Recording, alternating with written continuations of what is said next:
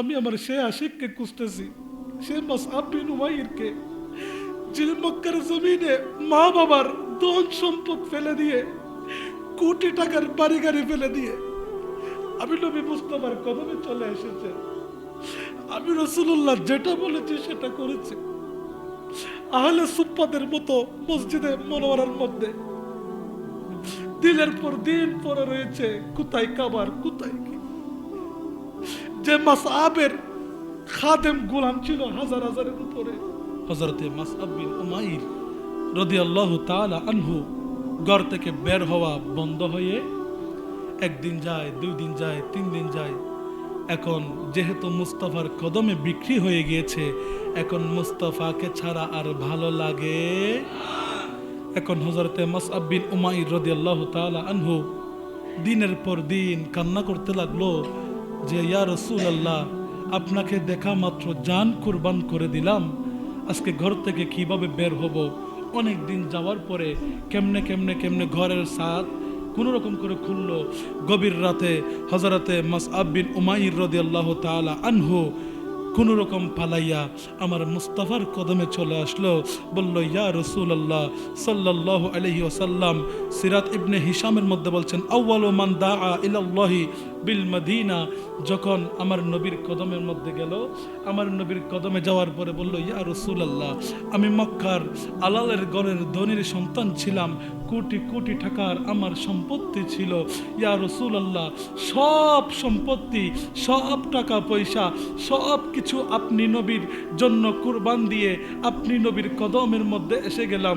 ইয়া রাসূলুল্লাহ, ঘর ভালো লাগে না, ইয়া রাসূলুল্লাহ, বাড়ি ভালো লাগে না, ইয়া রাসূলুল্লাহ, স্বর্ণ ভালো লাগে না, ইয়া রাসূলুল্লাহ, আপনার কদমে এই গোলামকে একটু কুরবান করে দিন। বলেন সুবহানাল্লাহ। এখন আমার নবী এই সিরাত ইবনে হাশিমের মধ্যে বলছেন আউয়ালু মান দাআ ইলাল্লাহি বিল মদিনা, আমার নবী তাকে মদিনাতুল মুনাওয়ারার মধ্যে সফর করে পাঠিয়ে দিয়েছেন।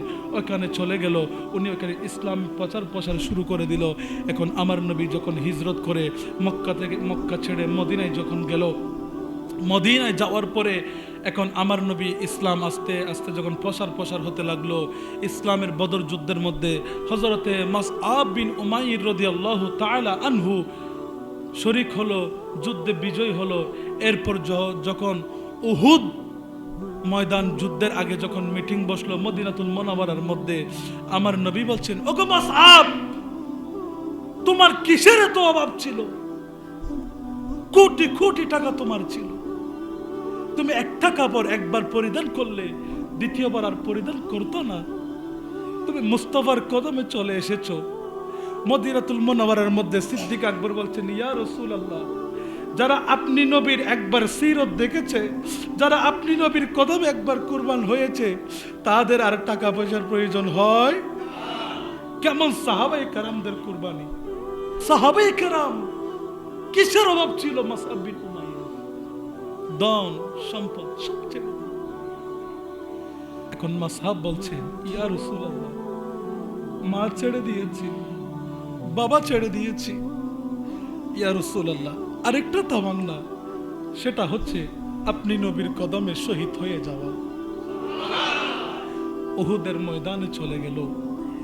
আপনারা সবাই উহুদের ঘটনা জানেন। সর্বপ্রথম মুসলমানরা বিজয় হলেও গনিমতের মাল নেওয়ার যখন সবাই পাহাড় থেকে নেমে গেল, যখন কাফেররা পিছন দিক থেকে আক্রমণ শুরু করে দিল, তখন মুসলমানদের পতাকা একজন সাহাবীর হাতে ছিল। একজন কুরাইশ বদবখ এসে ওই সাহাবীর এক কুবে এই ডান হাতটা কর্তন করে মদিনার পতাকা ফেলে দিল। উনি ঠাস করে এইভাবে হাতে ধরে ফেললো, বাম হাত কেটে ফেলে দিল, মুখে ধরল। শেষ পর্যন্ত ওই সাহাবীকে গলা কেটে শহীদ করা হলো।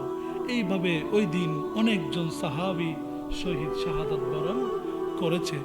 এখন যখন আমার নবীর দান্দান মোবারক শহীদ হয়েছে ওই দিন, এখন যখন যুদ্ধ শেষ হয়ে গেল, কাফেররা ফিরে চলে গেল, আমার নবী উঠে বলল সাহাবায়ে কেরামদের সব দেহ মোবারক নিয়ে আসো। আনতে আনতে আনতে সবার লাশ আনলো। এখন আমার নবী খালি ঘুরে ঘুরে একটা লাশ খুঁজে